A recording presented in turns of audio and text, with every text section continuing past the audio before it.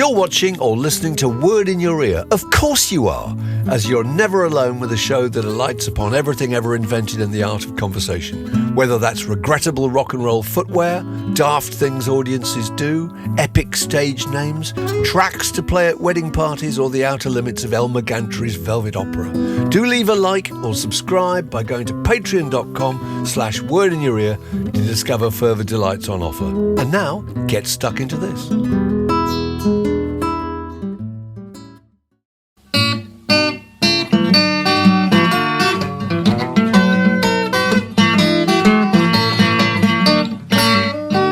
You're listening to a podcast from The Word. Well, that was sad news this week about Jimmy Cliff, who died aged 81. I've been reading lots about him, and I thought it was interesting that he came from such poverty, didn't he? He described the world that he was born into as having no middle class. It was either extreme poverty or the very rich. And at one point, the two-room shack that he was living in was destroyed by a hurricane. He had to go and live with his grandparents. And you get a sense of that kind of gangster record business that he had to break into, which is much of the subject of The Harder They Come. You know, and what a saint Chris Blackwell would have appeared in the context of that. And the other thing that struck me was that it was there was that kind of idea of which was the bigger reggae superstar, him or Bob Marley. And Marley had this identity. He had an identity, the sage, the seer, the prophet, the revolutionary, the spiritual leader. And the thing that was confusing with Jimmy Cliff was that he had a big hit with Many Rivers to Cross. Phenomenal record, don't you think? I mean, just up there with The Change Is Gonna Come. Then he had Wild World by Cat Stevens, and then there was Wonderful World, Beautiful People. Then there was The Harder They Come. And so he then got an identity then as being the guy in the movie and the part he played in the movie. And then it just became complicated. Do you remember he converted to Islam? And then from Islam to Christianity? And so it became very hard to identify what he was. Did you feel that? Well, I think it's certainly the case with Bob Marley. Bob Marley was, well, it's a shorter career. Don't forget, Bob Marley was obviously cut short. But you know, everything he did, as far as most people in the UK or America knew, was via Island Records through this very particular prism through which he was perceived, wasn't it? You know? Yeah. Whereas Jimmy Cliff was all over the place, longer career, obviously. I think he was. I think perceptions of him are a lot less clear because of his versatility. And I think that's what you forget. He could turn his hand to anything. And also, and being a film star. All the stuff that, you know, the kind of hindsight narrative is he brought reggae to the world. No, he didn't. You know, this is nonsense. You know, The Harder They Come brought this picture of Jamaica and the record business to a certain part of the world, you know, but he'd been around for years before that. And actually, you know what my favorite Jimmy Cliff record is? And it's not on any of it, as far as I know. It's not on any of his compilations, greatest hits and so forth. There's a record called That's the Way Life Goes, which he made in 1967, came out on the Island label as a single, produced by Muff Winwood, you know, of the Island family. Group. Well, yeah. And because apparently, I think I'm right in saying that he was kind of in the studio when Spencer Davis Group made some of their biggest hits, made Give Me Some Lovin', I think, as it were. I think he was there on the day, you know, he was kind of in that mix.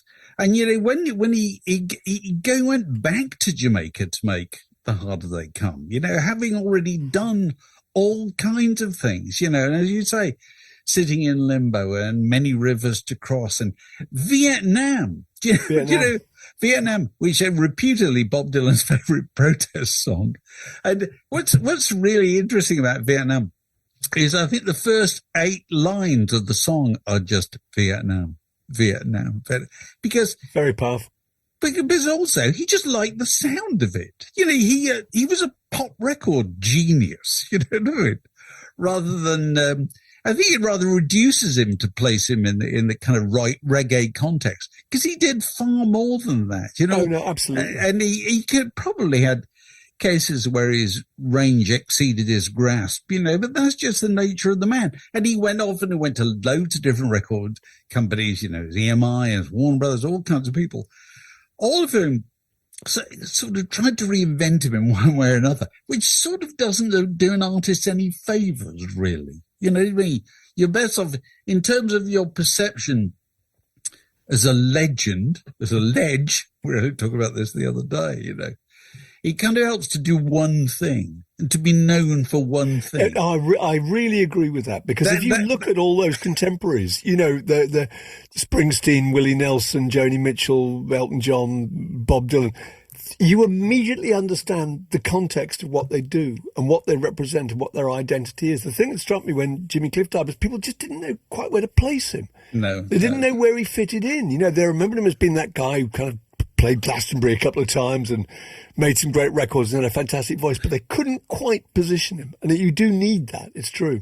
Yeah, whereas it's in the nature of, people like Jimmy Cliff to want to do loads of things. And he did do loads of things, and that's what he wanted to do. But you end up with it was at the Cricket World Cup, wasn't he? The Commonwealth Games, those opening ceremonies he was at. Oh, really? Okay. Yeah. I think also his first hit was was one of those Jamaica boosting tunes like Miss Jamaica or whatever. I think he represented Jamaica at the 1964 World's Fair. No. Yes. It's like loads of those people. It's like Millie Small, people like that. Started really young, all those people, so their career is far longer than you might imagine, But anyway, the one I'd recommend to anybody, if they haven't heard it, is go and listen to That's the Way Life Goes. It's just a brilliant pop record, and it deserved to be a huge hit, and it wasn't, sadly. Now, it's not the only person who's passing we mark this week. Somebody who we were talking about on the podcast not long ago, to Mick Houghton, who had kind of ghost-written his book, really, Mick had, is Andrew Lauder, the great United Artists Liberty executive. He was, had considerable standing within the UK record industry for a very long time. And as Mick recounted in when he was our guest, however long ago it was, Andrew was one of those people who, I think he, at the age of 15, walked into a job in Denmark Street, didn't he? Came down from the northeast of England, just wanted to be in the music business. Just one of those people who was just obsessed with records. And you could be in those days. I mean, you could just turn up and say, well, here I am. But also, only about half a dozen people would do that those days, because nobody went off on a course to be in the music business or anything like that. There was no Brit school in those days. He just turned up and went round knocking on doors, and he got a job, making the tea or whatever, one of those music publishers in Denmark Street. And then a couple of years later, he blundered into a job. Somebody was setting up a UK end of United Artists Records, which is related to the studio. And so you seem like a keen young hipster. We'll get you in. He was, I think, chief executive of this, or the leading man there, 23, at the age of 23. Incredible. And he was running Liberty United Artists, and which meant he was the person who picked Going Up the Country by Canned Heat as being a potential single. And amazingly, it was a hit. And if you listen to that record now, you think that's very far-sighted. It's a weird record, isn't it? Really the weird vocal is so strange and so high, and they're an odd-looking bunch. And he was right. And he had a real sensibility about American music, didn't he? And he was partly responsible for Creedence' big success over here, I think. Didn't he license them here? Well, they were, Liberty was where they were licensed. It's Fantasy in the UK, wasn't it? In the United States. But then he signed, loads of British people, Bonzo Dog, Groundhogs, Hawkwind, Man, he loved all that kind of weird, he loved that kind of sort of West Coast influence, jamming music exemplified by Man and Help Yourself and Deke Leonard and all that strange, trippy there's a sort of roundhouse faint stuff. scent, isn't there, of tobacco and maybe possibly patchouli and the pearl studs on denim shirts. And apparently, when he had an office in United Artists in West End of London, he was approached through swinging saloon doors. Oh, really? That's brilliant. That was very much the kind of Mill Valley sensibility. But then later on, he signed the Stranglers to. Yeah. But also a lot of what used to be called krautrock, wasn't it? Yes. Dole, all that stuff, Can, all that stuff. He was the person who brought it.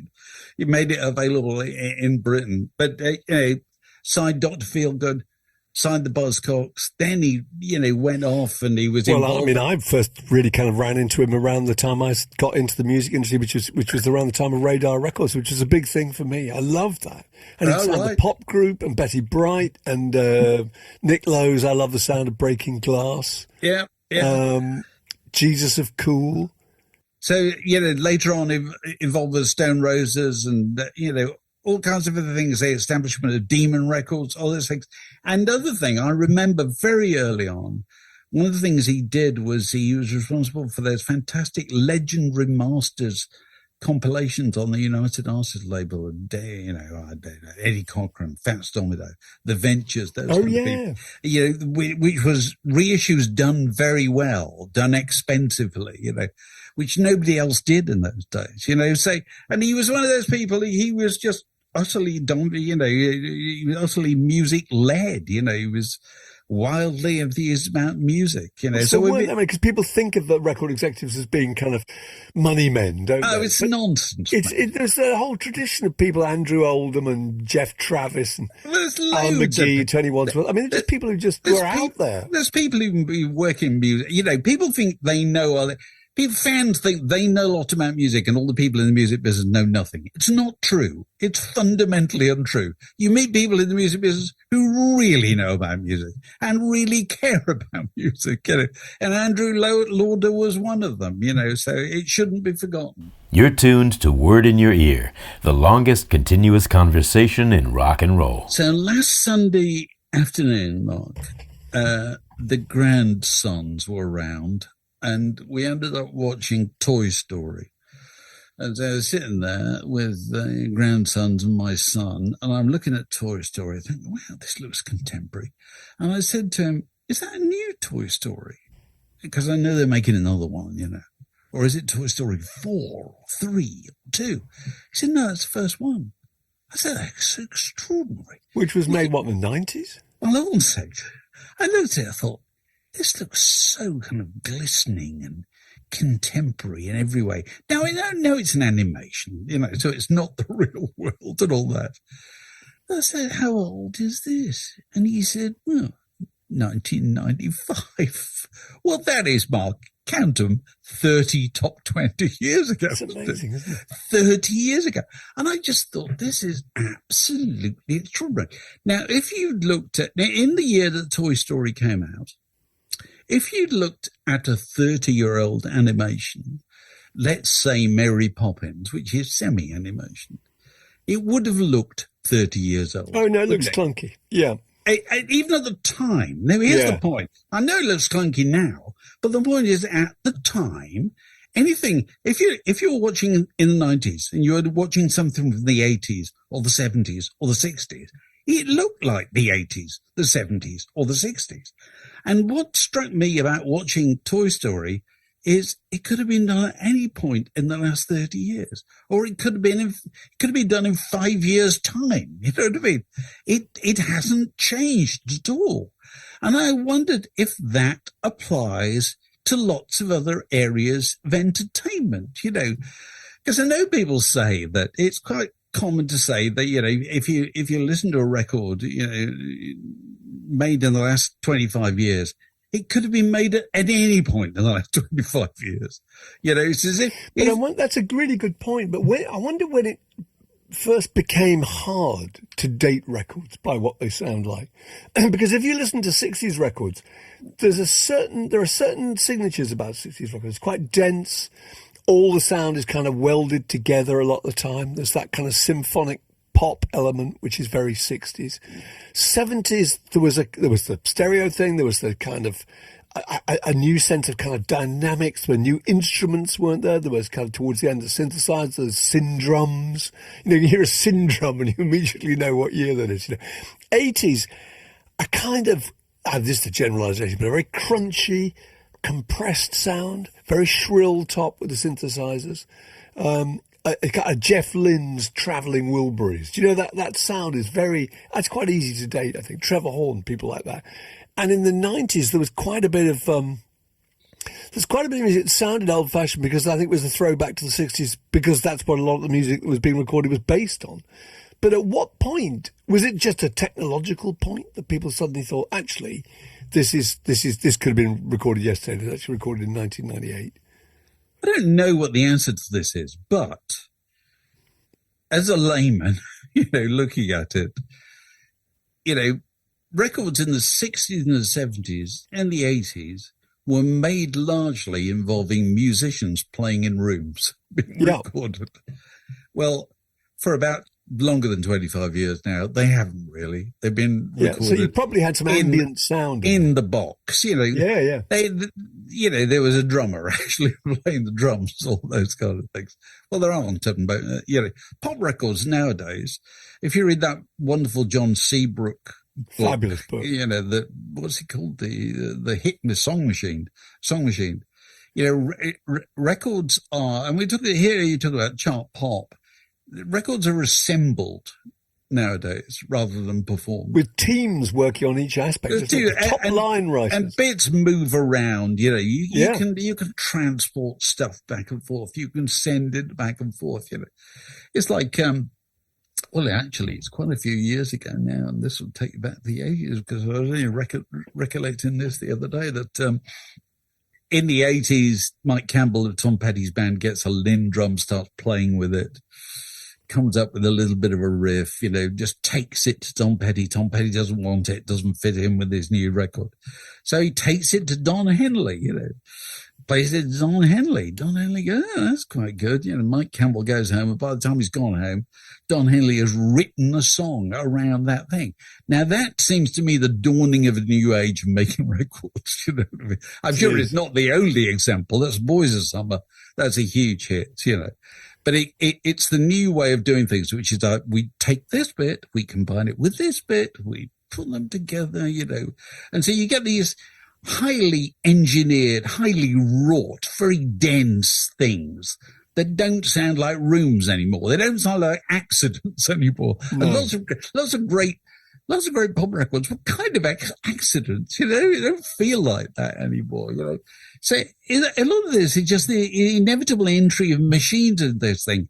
And if you take an area that you and I know well, if you take print and newspaper production, and we saw the advent of technology into this, that design used to be a matter of a few very talented individuals who could draw a straight line or had certain physical skills. You introduce what they used to call desktop publishing into it. You introduce computers. What it very quickly does is flatten out the skills. You know what I mean? It means that everybody can do something tolerably well. And it means that the gap between the tolerable stuff and the exceptional stuff is less marked. And I think it's probably a bit of the same in the way that records are made. The more of them sound, plausible and commercial and easy on the ear and all that kind of thing, but possibly less exceptional. Is it anything to do as well with the equipment that we listen to it on? It struck me there might be something in that, and it might be that the technology we're listening to it on, it connects with, it responds to certain textures and certain sounds, certain frequencies. I don't know. It's possible. No, absolutely. So it could make things sound more similar. I'm sure that's the case. And also we listen repeatedly now for far more than we ever did, And I tell you the other thing that struck me about it, because I posted something on Instagram about this the other day, and people came back with their theories as to why it might be the case. I do think these people's theories tend to play into their prejudices about what they think has gone wrong with the world, Either they blame it all on Spotify or they blame it all on Apple or whatever, I don't think it's as simple as that. The world has changed or they just want to be seen to know the answer. Well, I don't know the answer. I got some suggestions. I don't know the answer. I tell you, one of the things that struck me is that one of the driving forces of pop music in the 70s and the 80s was it was a source of something you couldn't get very easily everywhere, and that was novelty. Things would just arrive. Yeah. You'd hear something.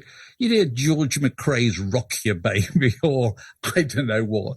If you heard, I don't know, Bohemian Rhapsody, you thought, bloody hell, that is absolutely extraordinary. Now, do records still arrive that have that kind of impact? I don't know if they do. Well, that's a good point. We were talking about this the other day, weren't we, about another podcast about records that sounded like no other record. It has been a while since any of us have, maybe we're just not listening in the right places. But. It could be. But also that pop music was the leading edge of novelty. Nowadays, the leading edge of novelty is the internet. It's, it just arrives on TikTok or whatever, those things move faster than pop music can move, So we didn't. But also look the to great it for the advantage the same internet's things. got is it doesn't have to sell whatever it is he's experimenting with. It's simply putting it up. Thing about records and novelty was that it's expensive to make a record and you want it to be a hit. So there's a certain amount of risk, isn't there? Yeah, I suppose so. But another interesting parallel is, has there been a big hit comedy TV series in the last 5 years? Has there? Has there been one that has had everybody talking? Everybody saying? When was Fleabag? That was a while ago, wasn't That's it? more than 5 years ago, I would have thought. And Fleabag is tiny. Its footprint is tiny. You're talking about a series, not Paul Whitehouse and Bob Mortimer.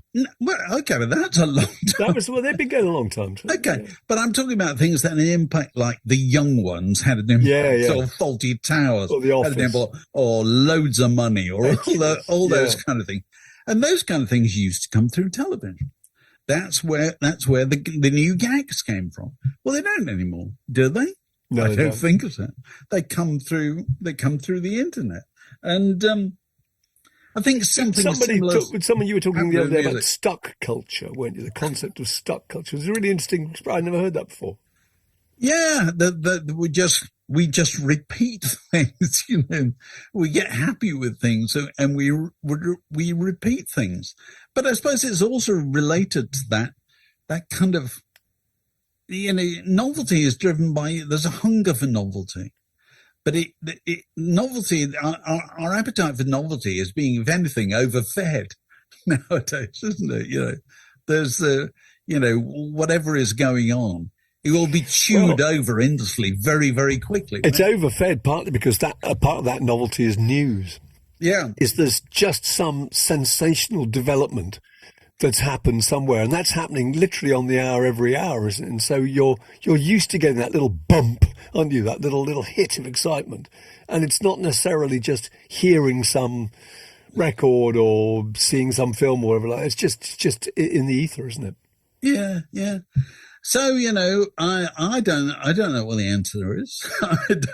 I don't even know what the problem is, But I do feel it's interesting. But then again, it's probably, I was thinking about this. It's no doubt different if you're 15 years old.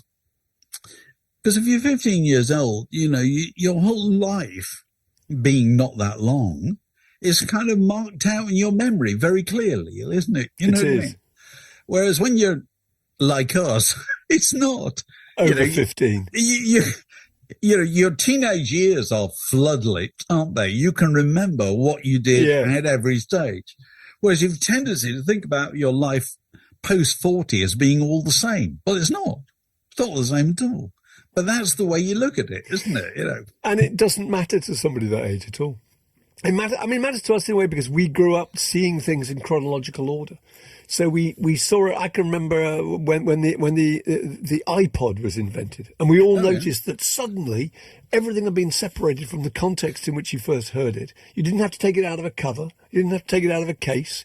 You weren't aware who it was and what time it was done and what order of the sequence of the evolution of music it appeared. You just listened to it in isolation, and so that's gone too. And it doesn't bother anybody. Doesn't bother my kids in their early 40s remotely. They're not interested in the fact that might have influenced that. It's just a track. It's just entertainment. Well, I suppose they look at it the way we would look at movies from the 1930s or 40s, which is you don't remember where the jazz singer came in because you weren't there. You know what I mean? Whereas if you lived through it, you've lived through it as a series of events, don't you? And the music becomes a reminder of the events. Yeah, it does. Whereas, for people later, it's just the music or it's just the movie.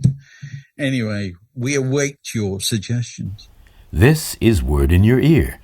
What are you planning to do with all these records? So here we go. Meet on the Ledge. We've started this last few weeks.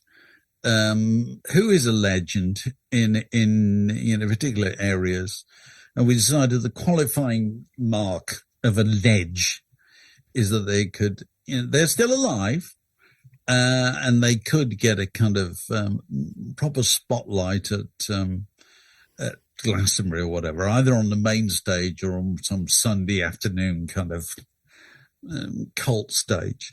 But basically, a ledge is everybody suddenly decides, yes, they're a ledge. You know what I mean? It's a kind of magical thing that happens. And who have we done? We did, last time we did 80s pop stars. Smash Hits pop stars, didn't we? And I can't remember who we did before that, the week before that. Anyway, tell you who we got. Stars. I tell you who we got this week. Female singer-songwriters, Mark. Okay. All right. Are you ready? I'm going to put them to you. Okay. You're going to tell me. So I got to say ledge or not ledge? Ledge or not ledge. Okay. Here we go. Judy Collins. Ledge? Oh, that's a difficult one. That's hard. I'm tempted to say not a ledge, which I'm. And I would agree with you. Oh, would you? Okay, because wonderful songs written about her by Stephen Stills, wonderful songs by herself, but you don't have that immediate visual image of who she is and the connection with her. No, I'm saying not a ledge. Okay, here we go. Number 2, Joan Armatrading. Ledge or not ledge? Gosh, again, Dave, this is going to sound terrible, but I'm going to say not. Nobody likes those early records more than me. Absolutely. But I'm going to say not a ledge. Okay, fine. You'd be if she was at Glastonbury, you'd go and have a look, but you wouldn't think, I've got to go and I've got to take my grandchildren. Okay. Carole King. Oh, absolute ledge. There you go. Total and utter soundtracked the teenage life in fact, if it wasn't for apart from Joni Mitchell, I probably invented the idea of the female singer-songwriter, I think, as being the person singing about their own life, which I think is another key part, actually. I think it's about autobiography to some extent. But go on, yeah. So we got 1 ledge and 2 non-ledge. Here we go. Moving forward. Dido. Ledge or not ledge? Not a ledge. Thank you. Moving on. Jewel. And that's nothing to do with the fact we put her on the cover of one of the magazines we worked on, and they're still stuck on the nailed to the shelves, dead as a Dido, as we say. Here we go. Anyway, no, she's made some great records. Not a ledge. Jewel. I think not a ledge. Thank you. Not a ledge. Okay. No. Maybe not been around long enough. Sheryl Crow. No, I don't think so. I mean, an interesting line. I'm feeling really embarrassed and apologetic here, but I've been interested. No, you've got to be hard about this. Interesting relationships and great songs, and I've seen her on stage. She's but not a ledge. No, because you don't mention anything. I know her, and she's part of my world. Finally, Alanis Morissette.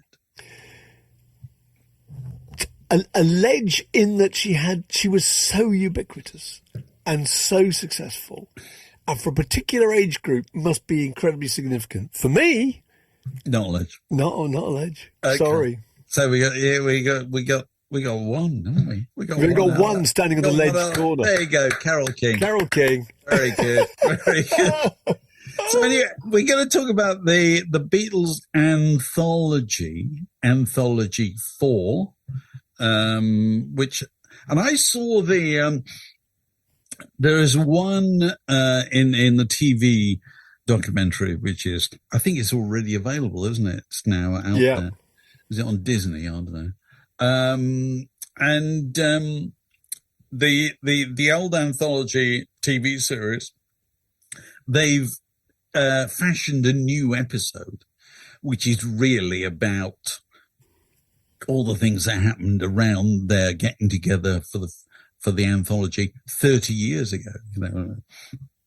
And so, to me, the major interest in it is just, my theory about rock stars. We don't want to talk to them. We don't want to listen to them play. We want to look at them.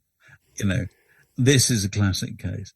You want to look at the three of them together, because the three of them together, admittedly, they're middle-aged men rather than young men, are just fundamentally different from the four of them. You know what I mean? They seem, and now we got over the three. 30 years ago there was a thrill in seeing them together. You look at it 30 years later, you think, oh, that's interesting. They look slightly ill at ease because there are only three of them. Is this what you found? Oh, yeah, absolutely. There's just a dynamic about the because we're so used to watching Get Back.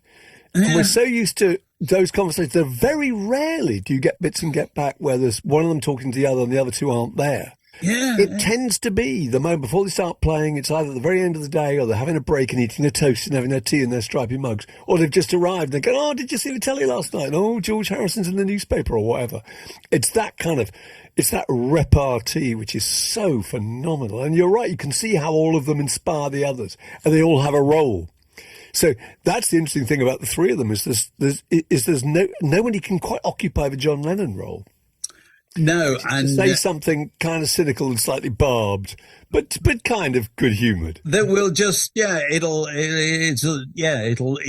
keep the ball in the air, won't it? Really? Yeah. And no, it's just fascinating to look at it because you've got George on one side, you got Paul on the other side, and then you got Ringo in the middle as the kind of honest broker. Yeah. And George looks as if he doesn't really know whether he wants to be there or not. You know what I mean? Because he was the last one to be to give the green light to the whole thing, wasn't he? Because he was the one who always thought, I was no point going back and all that, But then it was only when he'd run out of money because he spent he'd financed all those films, that some of which hadn't done well, and he guaranteed them personally. So he was the last one to come on board. And so you never quite shake that feeling that that's how you felt about it all the way through. You know what I mean? And part of the negotiation with Jeff Lynne was quite possibly, we'll let you bring Jeff Lynne. As long as you come, you've got to be part of it. How can we do it without you? No, I know, of course. Element of that. It couldn't. And so there's a couple of conversations with the three of them, one done in Studio 2 at Abbey Road and one done at George's place. And then there's the three of them sitting around with George Martin playing Tomorrow Never Knows and something else I can't remember. And with him pulling back the faders. And it is kind of really interesting to see that because you're so used to Tomorrow Never Knows particularly is a thing that nobody can be seen to be listening to nowadays in conditions of anything other than reverent pin drop silence. You're in the room with the Mona Lisa. Whereas the Beatles, they're just sitting there going, well, we know how this sausage was made. We're here, pull up the fader. Oh yeah, I remember that. Yeah, and they think it's funny. You know what I mean? Because it wasn't a day's work. It was many days' work, But there's a part of them that was just, it was a bit Heath Robinson, but we got away with it, which I find absolutely fascinating. And then we wrote a song on one chord. Just amazing when you think about it. I can't think of another song that only has one chord. How did we do that? People are still talking about 30 years later, and that was 30 years ago. Yeah. But then there's also things like, Oh yeah, they're playing the Abbey Road second side, Abbey Road, with George Martin taking them through it. And there's a bit where he plays a bit where the orchestra comes in, and George, they've left this bit in, but George goes, "It's a bit corny." It's like, you can't say that, George. It's the Abbey Road side too, you know what I mean? Come on, for goodness sake, you know what I mean? How dare you? It's the Beatles you're talking about, well, mate. it's kind of like that, because he wouldn't have done it that way if it had been left up to him. But it didn't work that way. So I that's what I found interesting. It's just I never get tired of just sitting there watching them talking to each other, So that's the real attraction of Anthology 4, isn't it? Rather than outtakes, because there aren't many outtakes now. I mean, there's different versions of various songs, aren't there? But I mean, there's nothing sensational, is there? Well, it's lovely to hear take two of whatever. Tell me why or whatever. But I never go back to those things. I hear them once, and then I'm not that bothered afterwards. But just the opportunity to just see them sitting around, and also it's a reminder that when they get together and they play, George and Paul play acoustic guitars, and Ringo gets the brushes out, doesn't he, on drums? And so it sounds like a skiffle group, which is kind of fitting. What they were. Yeah, it was what they were. What they all came from. And they play, let's get this right, they play Ain't She Sweet, which is like 30s, isn't it? I think it is, yeah. They play Raunchy, the Bill Justice instrumental. I can't remember. They're all just old tunes, give us the old tunes, And it's a reminder they had a hinterland that literally no band since has ever had. They can turn their hand to anything, Such a breadth of everything. Ain't She Sweet? Wasn't Ain't She Sweet the one they did with Tony Sheridan, or am I imagining that? Of course it was. Yes, it was their first single. Yeah. Well, they backed him singing it. That's right. Yeah, of course. No, but you're right. I mean, if you listen to things like, Honey Pie and stuff like that, you think, where did that come from? Well, that came from all the stuff that Paul's dad used to have playing on Saturday nights on the record player. It's also that came from the Light program. They came from the home service. They came from whatever was on the radio, because you didn't go off and pursue your own enthusiasms in those days. You took whatever there was, and so it is kind of it's kind of sweet to see that, and I'll no doubt keep interest going until the next phase. There'll be more. There'll be more. Don't worry. Well, as George says, in this thing, and it's 30 years ago, let's remember, he says, the Beatles will go on. It'll go on without us. Go on without us. And Carnival of Light still hasn't arrived. And it will eventually, there will be a time when that's released, because it can't possibly not be. It'll probably be a terrible disappointment, but let's see. You're listening to Word in Your Ear. Cheaper than therapy, and you can walk the dog at the same time. So, any other business? We're joined by Alex Skeld. How you doing, Alex? Hello, I'm very well. How are you guys? You'll no doubt have something to contribute to this, Alex, particularly because there's a Sky TV program coming up soon, don't know exactly when, which is about the 30 greatest basslines of all time. Do you ever think there would be a time when Sky TV would do? It'll get far enough into the kind of arcane, rock and roll history that they will eventually do basslines. I never thought this would occur. Did anybody? No, but then again, I'm very interested in it. But I think that in terms of, rather than the greatest records or whatever, it has to be, surely it takes second place. But, fascinates me. So we got a list in front of us. Have we all seen this list? I think I've circulated this. Top 30, which I think the big headline news is what Queen have got like 5 or something like this. Does it say on what criteria these decisions are made? I'm sure it doesn't. But they've got the top one. They say Another One Bites the Dust by Queen, and then it goes on. Billie Jean, Michael Jackson, Under Pressure by Queen, The Chain Flute Mac, Radio Gaga by Queen, again, come together by the Beatles. Killer Queen. Yeah, I mean, was he got was it sponsored by John Deacon? Do you think? It does seem a bit extraordinary to me. I have to say, when I first saw this list, I was at my eye just scanned quickly down it, and you know how it is in this day and age. You give in to indignation before you get bogged down in the detail, don't you? And my first thought was the point of them. It hasn't got what is clearly the greatest bass line of all time. And then I find it actually has got it. Actually, so the wind was rather removed from my sails. That made you even more annoyed. I'm just going to say that there is no question in my mind. And then I'll throw it open to you two. Go on. You guys know more about this than I do. There is no question in my mind of what is the greatest bass line in the history of popular music. Go on. Because it's available on YouTube in isolated form. And that is Wilton Felder's bass line on the Jackson 5's I Want You Back. Oh, yes. Oh, fantastic. yeah. I will brook simply no contradiction on this fact. I think that's the right answer, actually. It is the absolute correct answer. And you know what's the really interesting thing about that, Alex? Go on. That Wilton Felder played the greatest bass part in the history of popular music on I Want You Back by the Jackson 5. He's not a bass player. No. He's a trombonist. A trombonist? Crikey. But he can turn his hand to absolutely everything. Well, he plays bass all over Joni Mitchell's greatest record. That may well have had an influence on how the bass line was constructed. Had a bass player not played it, it might not have been even half as good.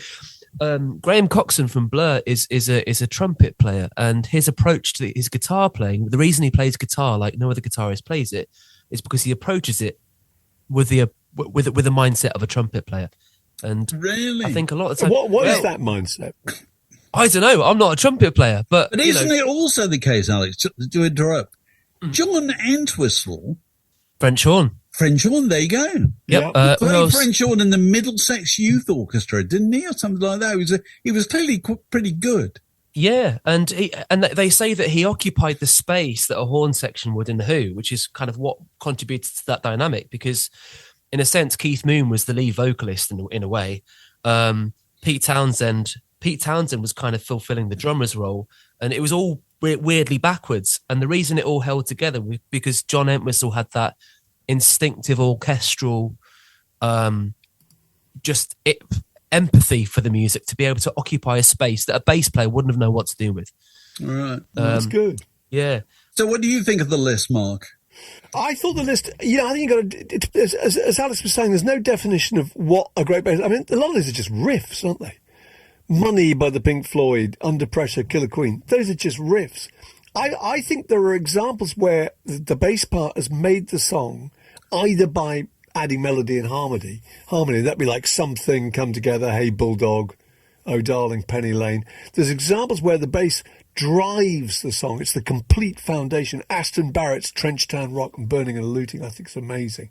Real swing and movement, There's beautiful little soliloquies, like sort of the Lemon Song like Led Zeppelin, but that's just soloing, really.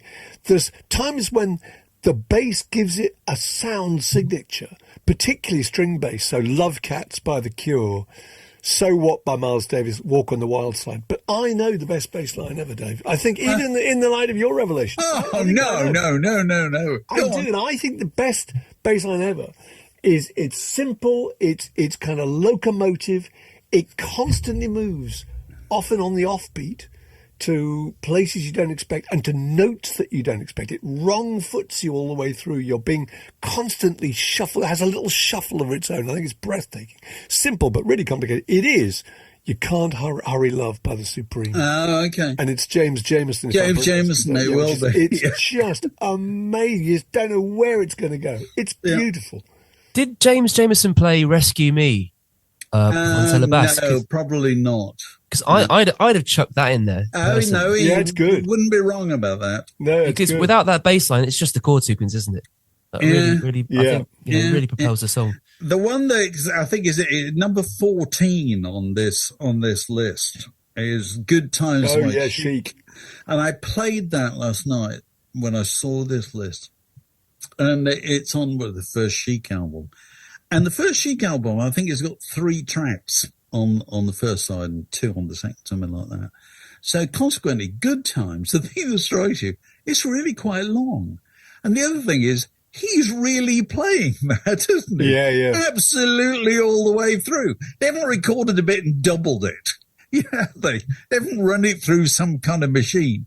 He's playing that absolutely all the way through. And isn't it the case that Another One Bites the Dust by Queen, which is number 1 on this list, is a rip-off of Good Times by Chic, isn't it? Oh, really? Yes, it is, I think. And wasn't also the same bass line, isn't it? What is it, Rapper's Delight? It is. The Sugar Hill Gang? So, yeah, it is. So it's the foundational bass line of so much of the music of the last 40 some years, you know. Yeah. What comes from Bernard Edwards, isn't it, of Chic, who actually played that. It's astonishing. So, Alex, what would you say is the greatest from this list or not from this list? The greatest bass line? Gosh, I mean, it's really hard to say because I feel like my view of the greatest bass line of all time would change with every passing day. But I really don't know why Rescue Me isn't there. I'd put a couple more Flea bass lines in there, actually. I'd put in Californication, which I think is fantastic. Right. You know, This Charming Man, There Is a Light That Never Goes Out. You know, there's so many bass lines that contributed more than the their weight to the song they were part of. This Charming Man's a good example. It's fantastic. And there's stuff I'd probably take out as well. I mean, just talk about Ace of Base can get in the bin. I think, maybe Sabotage as well. Is Sabotage one of the greatest bass lines ever? No. I don't think it is. Is it? Well, let me tell you, if this is a TV program, what you have to bear in mind is what drives the content of a television program: visuals. It's all about that. It's what have they got that they can show. So this is just things that will illustrate a nice clip. Is there a nice clip of the Pink Floyd playing Money? Yes, there is. That we can get the clearance for. You know, there won't be a clip of you Can't Hurry Love, or absolutely. Fontella Bass or Rescue Me or whatever. That's just the stuff that we're stuck with. Yeah. But so I would say of that list, the correct answer, I still insist, is I Want You Back. It's Wilton Felder. We'll let you have it. I'd agree with that. Well, because if you're going to listen to it, I'm just going to say one more thing about it. You're going to listen to it. You listen to it and you think, well, without that, there's no song. There's no record. Don't bother coming in the studio, Michael Jackson or anybody without that bass. That bass is the thing that you dance to all those years later. Absolutely astonishing stuff. So what have we been listening to in the last week? Alex, what about you? You'll probably be greatly surprised to know that I'm still going through Nick Kent's vast list of records that span the whole of the 70s. I listened last night to the entirety of Jimmy Cliff's The Harder They Come soundtrack album. So this is your first introduction to most of this stuff, isn't it? I mean, I'd heard bits and bobs before. I'd heard Rivers of Babylon and all that kind of stuff, but there was loads of stuff that was really new to me, and I just spent 39 minutes just gently grooving out. Very good. It was good. Very pleasant. So you had Shantytown by Desmond Decker. Them a loot, them a shoot, them a whale at Shantytown. It's great stuff, isn't it? It is. Draw Your Breaks by Scotty. Wonderful. Sweet and Dandy by the Maytals. Can't go wrong in any of these cases, can you? Pressure drop. It's a perfect evening. Pressure. Well, it goes back to the great truth that we've always been saying. What's the one form of music that everybody always likes? Is reggae and ska, isn't it? Yeah, it's very difficult to get bored of it. Yeah, it's yes. I could have quite happy listened to 39 minutes more. I think if it was twice as long, I'd have sat through it. I tell you what, I got something out that I haven't played in absolutely years the other day. I got this holds up sleeve of album by Bobby King and Terry Evans, who are people probably know from their singing with Ry Cooder in concert. And this is an album, I don't know, made in the 80s sometime, produced by Ry Cooder. with Jim Keltner and Spooner Oldham and all the greats on it. And there's a terrific song on there called Bald Head, and it's all about a woman wearing a wig. It's written by Ry Cooder. You can't believe Ry Cooder would ever write a song so disrespectful, but God, it's fantastic. And I highly recommend it to anybody. I'm sure you can find it on Spotify. That's Bobby King and Terry Evans doing Bald Head. Wonderful stuff. Mark, what about you? Well, I've been listening to Henry's Dream by Nick Cave. Do you know that record? Right. I don't know that one. Oh, it's an amazing record. It has a kind of religious fervour about it, as if delivered by a kind of demented 18th century kind of Methodist preacher in a black coat with a moleskin jacket, you know. And it's just he's howling at the moon. And I realised what I liked about it so much, I think, is that most songs have something in them that you could kind of date. You know, they'll talk about an item or a brand name or a form of transport or a place, or there'll be something that makes you think it's a car, or, you know, that can position it somewhere in time. And I went through this and I jotted down things that he mentions, physical things. And he mentions towers of ivory, mission houses. He says the mad old buzzard, the reverend, a whalebone corset, playing cards, whiskey, a machete, butcher's knives, and the sound of critics. And I love that. I think that's part of the appeal, is it's either timeless or it really is kind of 18th, 19th century. And it's a terrific escape. It's an amazing record. I don't know what possessed him to produce it, but it's extraordinary. Thoroughly recommended. Very good. And so what have we been doing last week? Well, we interviewed Boo Hooity. He was very good. Boo Hooity is terrific. At one point said, I'm feeling a bit low about my career. I think I'm at the point of having a cry. And he got quite emotional. But it was very funny. It's very good. Hilarious. It's very good. And earlier today, we had a chat with Damien O'Neill of the Undertones, because they're next year they're doing their 50th anniversary. 50th anniversary.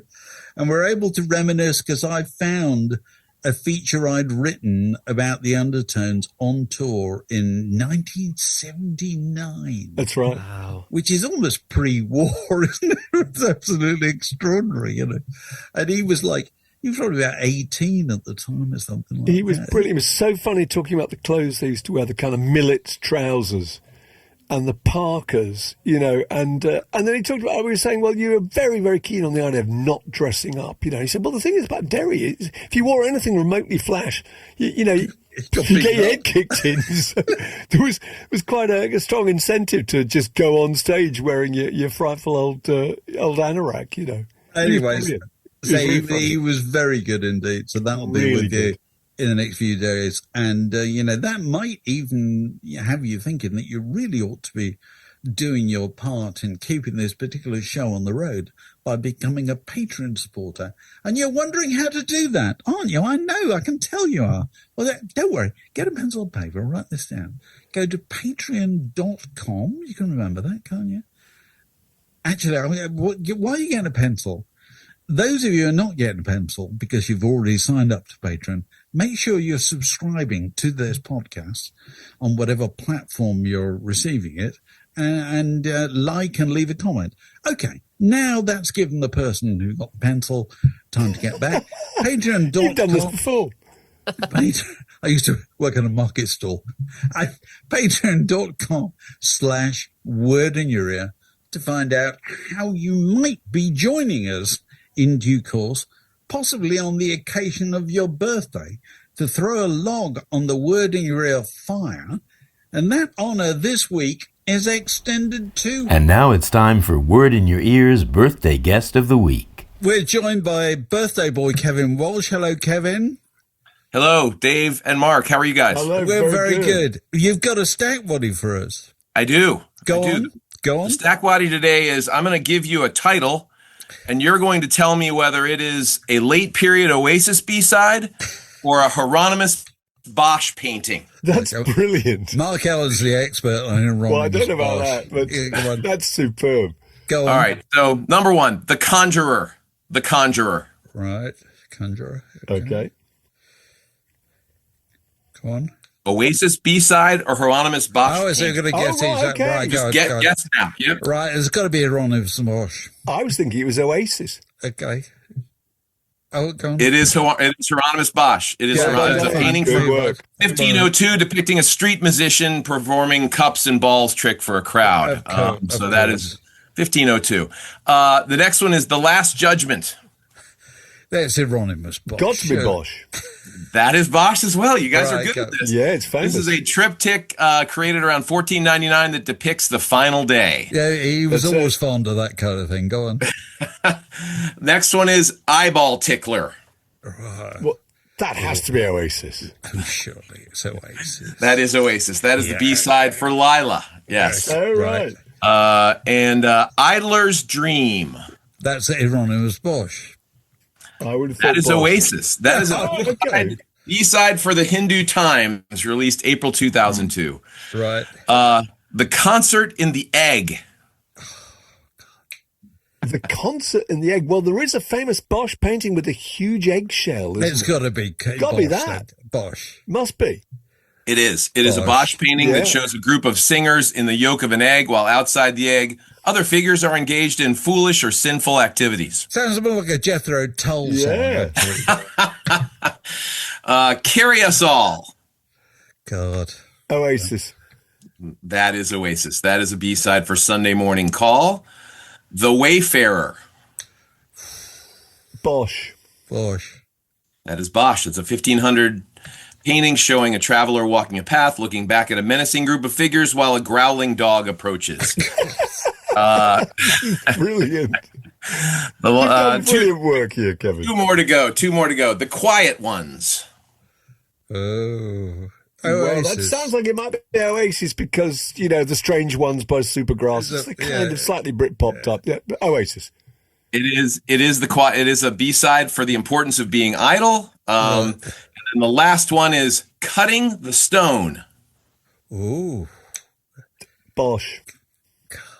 Yeah, I'll go with Bosch. Go on. It is Bosch. I think you guys got almost all these right. This is a 1494 satirical painting depicting a quacked surgeon performing a fake operation to remove a stone of madness from a patient's head. And while we're on the subject of cutting the stone, one of the greatest sequences in the glorious history of The Simpsons contains a spoof of an organization called the Stonecutters, which I heartily recommend to. It's a masterpiece. Kevin, that was superb. That's very good. Really good work. You've also, as is traditional, got a log to throw on the word in your ear file. Go on, yes. Go on. I do. And this log came actually from Penn Jillette, who is Yes, I've an American seen this musician. clip. Yes. Sort of the speaking half of Penn and Jillette, the magic duo, or Penn and Teller, the magic duo.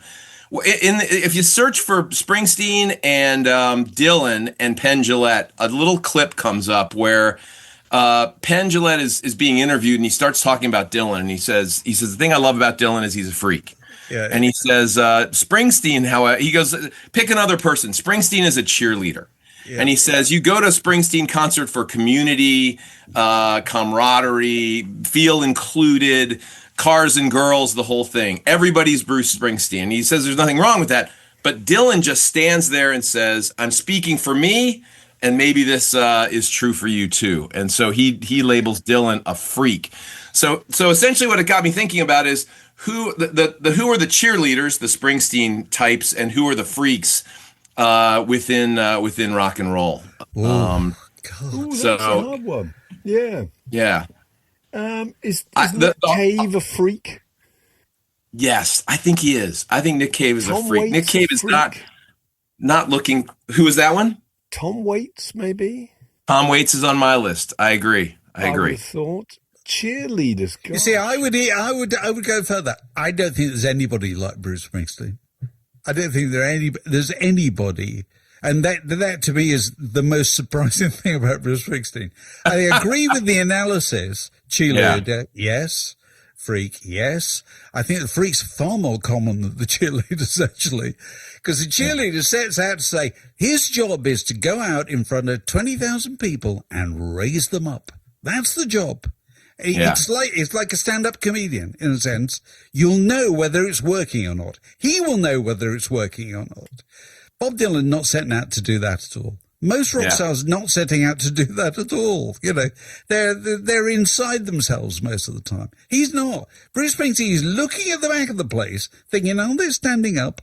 Has that got through to these people, or has it not?" Well, he incorporates the audience in the performance. Yeah, absolutely. Whereas Dylan doesn't. Dylan says, "I'm performing, and you can react how you want." Yeah.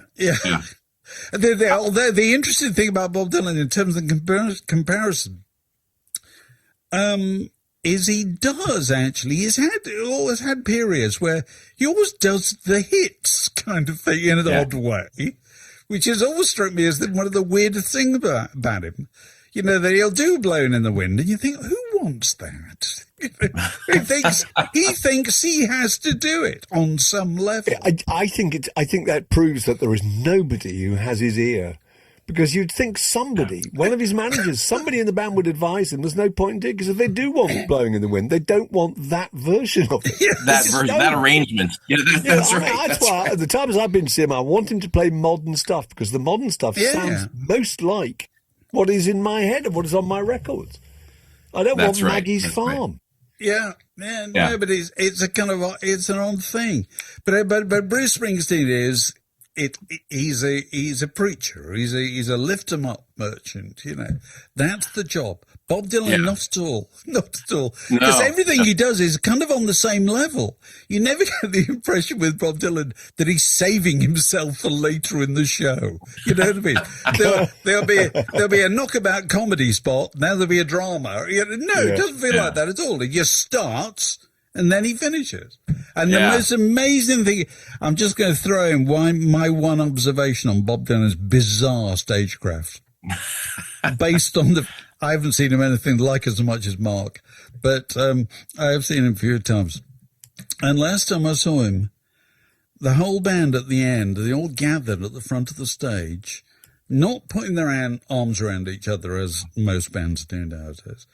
They had their hands by the sides as if they were gunfighters or whatever, and they just looked to the audience.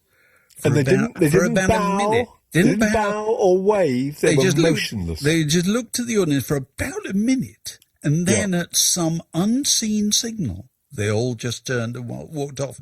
That has to be rehearsed.